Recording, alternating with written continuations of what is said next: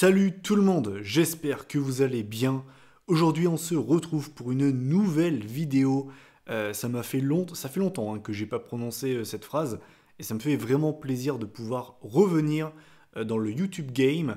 Mais bien évidemment, avant de commencer cette vidéo, je vous dois quand même une explication. Ça va faire, je crois, vraiment un mois que j'ai pas fait de vidéo et c'est bien la première fois depuis que je suis sur YouTube que ça m'arrive. Et je vais vous expliquer pourquoi. Alors ceux qui me suivent sur Twitter, vous savez déjà pourquoi, mais je vais le faire surtout pour ceux qui ne sont pas abonnés en fait à mon Twitter. En fait c'est très simple, c'est pas que j'avais la flemme, c'est pas que je suis tombé dans un trou, dans une faille spatio-temporelle, c'est juste que j'avais pas de PC. Mon PC a fait des siennes, en fait je l'ai rendu au SAV Boulanger, et pendant 3 semaines je n'ai pas eu de PC. Résultat, ils ont dû échanger mon PC. Du coup, là, j'ai un PC flambant neuf.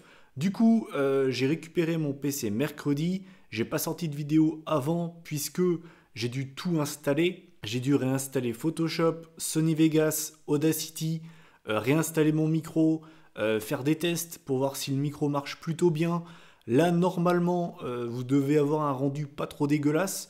D'ailleurs, j'attends d'avoir vos retours en commentaire pour voir si au niveau du micro, au niveau du son, ça vous va ou si ça va pas trop bien pour que je puisse régler ça.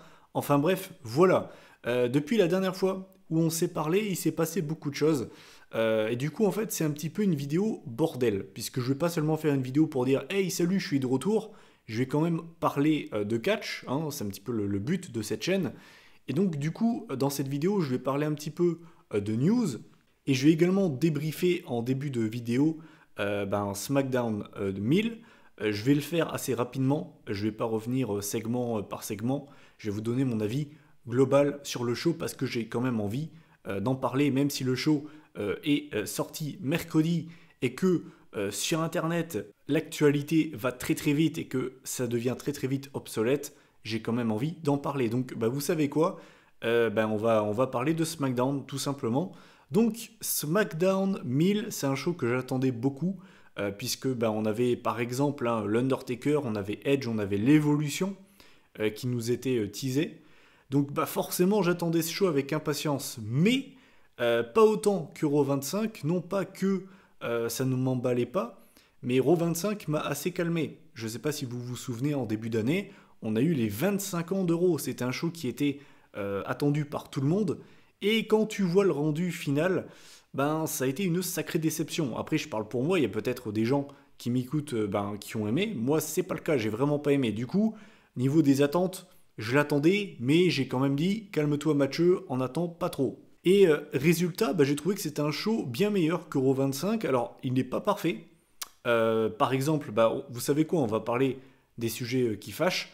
Pour moi, les deux points négatifs, vraiment les deux choses que j'ai pas aimées dans ce show, c'est le segment d'ouverture et le segment de fin. C'est un petit peu bizarre d'ailleurs, mais en fait, le fait qu'on ait Shane, Stephanie et Vince qui viennent, c'est pas ça qui m'a dérangé. Je me suis même dit, ok, c'est copier-coller de Raw 25, donc en fait, dans ma tête, je me suis dit, ok, ils vont faire comme Raw 25, sauf que à la place de Stone Cold, on va avoir le Rock. J'étais persuadé que le Rock, à savoir donc la personne qui a donné le nom de ce show, c'est lui qui a utilisé le terme SmackDown, j'étais persuadé qu'il allait être là. Et finalement, non. À la place, on a eu Vince McMahon qui a dansé. Alors, je n'ai rien contre les sexagénaires, même plus que ça, qui déhanchent leur boule à la télé. C'est pas ça qui me dérange, même si j'avoue que c'est un petit peu gênant. Non, ce qui me dérange, c'est que c'est tout, en fait. C'est-à-dire que la finalité du segment d'ouverture du 1000e épisode de SmackDown, c'est voir Vince McMahon bouger son cul. J'avoue que je m'attendais à mieux. Je sais pas vous, mais je m'attendais à mieux. Donc déçu, vraiment déçu du segment d'ouverture. Et alors le segment de fin, c'est encore pire. Puisque donc on a le Taker qui arrive. Moi je me dis ok d'accord, il va nous dire que SmackDown c'est sa maison, qu'il a eu des superbes rivalités avec Edge, avec Batista, avec Brock Lesnar, avec plein de mecs. Non. Le mec, il vient, il met 3 plombes à arriver comme d'habitude, tout ça pour nous répéter exactement la même chose qu'il a dit à Raw en backstage avec Kane. C'était quoi l'intérêt? On le sait qu'il y a ce fameux show de merde, la Crown Jewel, on le sait. Pas besoin de nous le marteler, hein, on le sait, il y a un show en Arabie Saoudite. D'ailleurs, on va en parler un petit peu après. Mais tout ça pour dire du coup que j'étais très déçu de l'utilisation de Vince et du Taker. Je trouve que c'est du gâchis. Je trouve franchement, à ce niveau-là, pour moi, c'est vraiment du gâchis. Donc ben, c'est dommage en fait. C'est dommage. C'est le 1000e épisode de SmackDown. T'as l'Undertaker. Je pense que tu pouvais faire comme quelque chose de plus intéressant. Mais bon, bref. Du coup, voilà, c'est ça que j'ai pas aimé dans cet épisode de SmackDown. Sinon, bah, je trouve qu'on a eu un show plutôt sympa. On a The Bar qui sont devenus les nouveaux champions par équipe dans un match qui a été tout à fait correct, on va dire, contre le New Day, avec le heel turn du Big Show. Ça, c'est quand même pas banal. C'est un truc qu'on est habitué, en fait. Moi, ça me choque même plus. C'est exactement comme Yoann Gourcuff. Pour ceux qui regardent pas le foot, c'est pas grave. C'est un mec, pour vous faire une idée, c'est un mec qui s'est blessé. C'est un joueur de foot, en fait, qui s'est déjà blessé en sortant son chien. Ben en fait là il s'est reblessé. J'ai regardé Dijon-Lille, ben il s'est reblessé. Tout ça pour dire que Yoann Gourcuff et le Big Show, c'est un peu pareil. Yoann Gourcuff quand il se blesse, t'es pas choqué. Et le Big Show quand il turn, t'as aucune réaction. Tu te dis oui bon bah il a encore turn quoi. Ben là c'est un peu pareil. Du coup bah apparemment le Big Show serait le manager de bar, du FC Bar. Hein. Donc c'est quand même Space. Enfin, je suppose que c'est leur manager parce il a levé les ceintures, il a levé leurs bras. Donc j'avoue que j'ai pas trop compris l'intérêt de faire ça, mais j'ai envie de vous dire pourquoi pas. Voilà, c'est pas un truc qui me dégoûte. Hein. J'ai bien aimé également le Cutting Edge, bien évidemment, c'était vraiment très sympa. Je trouve que contrairement, par exemple, hein, au Raw 25, là au moins, Edge et l'évolution, on va dire que les segments ont servi à quelque chose. Edge, il n'a pas été foutu en backstage à jouer aux cartes comme par exemple Jeff Hardy ou MVP. Là, le segment avec Edge, il était très sympa. Surtout que Edge disait à Becky, voilà, moi, je peux te dire que je sais ce que c'est de tricher et de se mettre des amis à dos, mais je peux te dire que c'est pas ce qu'il faut faire, c'est pas très bien pour toi. Et j'ai vraiment bien aimé ce segment, surtout que Becky passe vraiment pour une grosse connasse quoi, en disant à Edge, au passage, fais attention hein, quand tu passes entre les cordes, histoire de pas trop péter la nuque. J'étais là en mode, oh la salope, oh la connasse. Et vraiment, Becky, je trouve qu'elle est superbe dans ce rôle de heel, parce que ça lui va super bien. Et bien évidemment, bah, le segment que j'ai préféré, c'est la réunion de l'évolution, parce que c'est un groupe qui est genre, mais trop stylé. Je trouve que pour moi, après c'est mon avis bien évidemment, je sais qu'il y a eu des immenses groupes dans l'histoire de la fédération, mais je dirais que c'est sûrement mon groupe préféré parce que t'as eu... En fait, je trouve que l'alchimie était vraiment géniale. T'as ce côté mentor, ce côté avec Ric Flair, t'as eu le main eventer qui était Triple H à l'époque et t'avais deux upstars, deux têtes d'affiche en devenir, à savoir Orton et Batista. Et j'ai trouvé que c'était mais vraiment une superbe idée d'avoir fait ce groupe en fait. Et du coup, les revoir ensemble, ça m'a fait vraiment plaisir. J'ai également bien aimé cette réunion dans le sens où bah, j'ai pu revoir Batista, qui, je vais quand même le rappeler, était mon catcheur préféré quand j'ai commencé à regarder le catch. Du coup, le revoir, ça m'a fait vraiment plaisir, surtout qu'il était chez lui, à Washington DC, donc il a eu un très très bon accueil de la part du public, et surtout, ça m'a fait plaisir de revoir un Batista aimé et applaudi, contrairement à la dernière fois. La dernière fois, il avait le droit à des Boutista et des Bloutista. Et du coup, ça m'a fait vraiment plaisir. Et au-delà de ça, ben, apparemment, il y a des tensions entre Batista et Triple H, puisque Batista lui a dit, voilà, Triple H, tu as tout fait dans ta carrière, sauf que bah, tu m'as jamais battu. Et ça, j'avoue que Triple H, il a pas trop aimé. Hein, il a pas trop aimé comme pic. Et je pense que c'est un petit... Voilà, on prépare le terrain pour WrestleMania l'année prochaine. Donc moi, honnêtement, c'est pas une affiche qui me dégoûterait. Surtout que Batista l'a toujours dit, il veut terminer sa carrière contre Triple H à WrestleMania. Et on peut dire ce qu'on veut, c'est vrai que Batista contre Triple H, bah, je suis désolé, mais ça a de la gueule. Alors oui, c'est des anciens, et je vais pas changer ce que j'ai déjà dit dans le passé. Oui, voir des anciens revenir à WrestleMania et piquer le spot des jeunes, ça me casse les couilles. Oui, je vais pas changer mon fusil d'épaule, oui c'est vrai. Mais dans le même temps, je vais pas vous mentir que revoir ce match une dernière fois, ça pourrait être bien. Et puis au moins la boucle serait bouclée. Et au-delà de ça, ce que j'ai également aimé, c'est que contrairement à des matchs sortis de nulle part, par exemple la rivalité Goldberg-Brock Lesnar en 2016, pour moi, elle sort de nulle part. Là, au moins, tu as des fondations. Batista et Triple H s'étaient quittés en mauvais termes. Du coup, ben, je trouve que c'est bien joué de la part de la WWE et pour une fois, il y a une certaine continuité, il y a une certaine cohérence. Et du coup, ben, moi je suis all-in. Allez-y, faites-moi un petit Batista Triple H à WrestleMania. Personnellement, ça ne me dégoûterait absolument pas. Voilà, donc vous connaissez mon avis sur le SmackDown 1000. D'ailleurs, en parlant de Batista, apparemment Batista pourrait être intronisé au Hall of Fame l'année prochaine. Il y a deux noms pour l'instant qui sont sortis. Il y a Batista et le Taker. Je vais pas vous mentir que si tu as ça en tête d'affiche de ton Hall of Fame, t'es plutôt bien. Surtout que Batista et Taker, c'est l'une de mes rivalités préférées. Du coup, j'avoue que ça me ferait vraiment plaisir de les voir tous les deux dans la même classe en fait du Hall of Fame. Et voilà, moi je pense que ce serait bon. Le Taker, j'ai même pas besoin de vous expliquer pourquoi c'est mérité. Et Batista, c'est une grosse tête d'affiche maintenant, puisque c'est une star à Hollywood. Il a joué dans un James Bond. Il a surtout joué dans Les Gardiens de la Galaxie et dans Avengers Infinity War. Alors oui, c'est pas la tête d'affiche du film, mais il a quand même joué dans l'un des peut-être le plus gros film de l'année en termes de revenus financiers. C'est pas rien. C'est pas rien. Alors Batista, ça pèse pas autant qu'un Rock, mais c'est pas n'importe qui. Maintenant, tu dis Dave Bautista, certains fans de cinéma vont dire ah oui, je sais qui c'est. Et c'est pas rien. Des catcheurs qui sortent de la bulle du catch, il y en a pas beaucoup. Et l'air de rien, ce serait, je trouve, mérité. Et puis ça me ferait forcément très plaisir de voir Batista au Hall of Fame, tout simplement. Voilà, j'ai fermé cette parenthèse Batista, tout ça, SmackDown, Hall of Fame.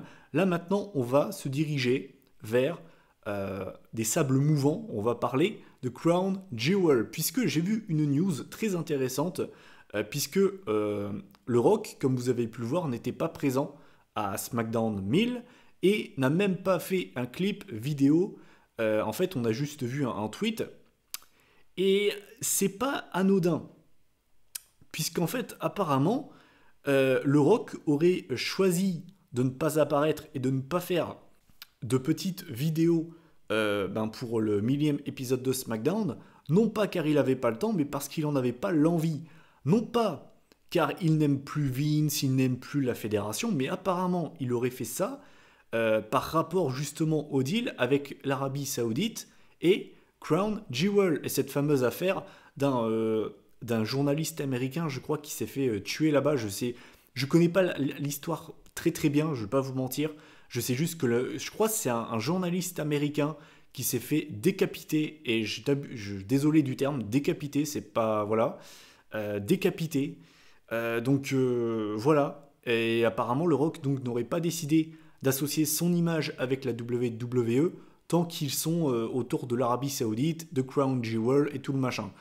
Et je comprends totalement le Rock, comme le site de news le disait, le Rock c'est une image, c'est l'une des plus grandes stars d'Hollywood, et il a raison, je veux dire, il a raison de protéger son image. On sait très bien que l'image d'une star c'est très très important.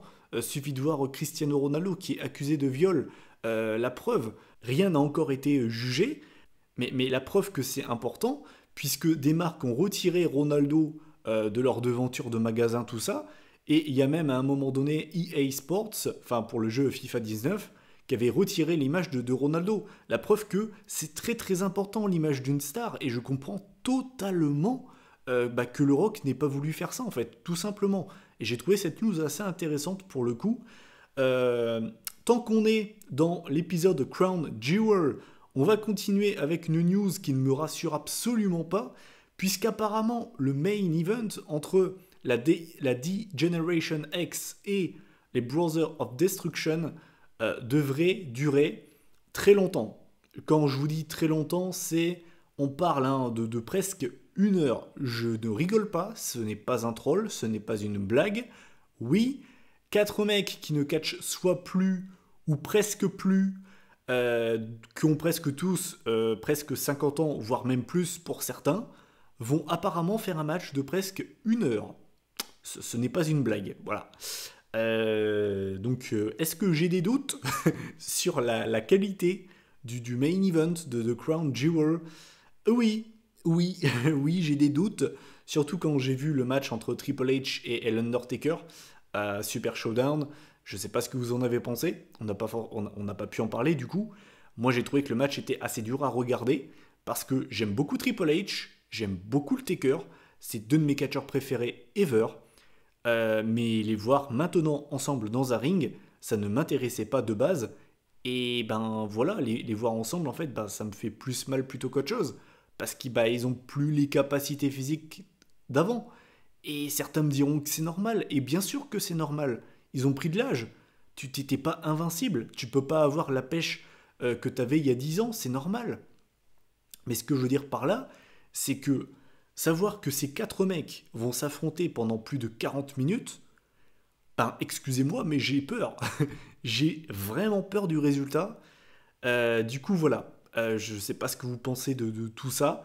Et puis, bah, je vais terminer bien évidemment là-dessus parce que j'ai pas pu donner mon avis. Et je peux vous assurer que si j'avais un PC à ce moment-là, vous auriez eu une vidéo dès le lendemain. Oui, Shawn Michaels sort de sa retraite et ça me casse royalement les cojones, voilà. Je vous le dis, ça me fait chier comme pas possible. Et heureusement, en fait, que j'ai pas pu faire la vidéo à chaud parce que j'aurais été assez vénère, genre pas qu'un peu. En fait, ce qui me casse les couilles, c'est que, encore une fois, c'est que la fin de WrestleMania 26, elle est absolument magnifique. Tu as Shawn Michaels qui est en larmes, qui salue le public, tu as tout le monde qui est debout en train de l'applaudir. Et la fin de WrestleMania 26, elle est juste magnifique, vraiment. C'est un de mes moments préférés du show. C'est d'ailleurs un WrestleMania que j'affectionne pas mal. Et ce qui me fait chier, c'est que c'est exactement comme pour le WrestleMania 33, on va venir te bousiller ce moment, et t'as un gars qui vient marcher, piétiner, tu vois, ben, ce moment. Et là, c'est exactement ça, tu vois, c'est comme ça que je vois la chose. Et ça me casse les couilles, en fait, ça me fait chier. Parce que la retraite de Shawn, elle était superbe. Je me suis dit, putain, enfin un mec qui dit que quand c'est fini, c'est fini. Et j'étais persuadé que Shawn n'allait vraiment jamais recatcher. Et voilà, l'appel de l'argent fait que ben du coup il sort de sa retraite. J'ai vu plein de gens dire ouais c'est dommage parce que bah du coup ça va sûrement faire tâche dans un ring. Mais c'est même pas ça moi qui me fait chier parce que le mec catch bien pour son match de retour ou pas, c'est pas ça qui m'intéresse. Moi ce qui me fait chier c'est que bah, le mec va sortir de sa retraite.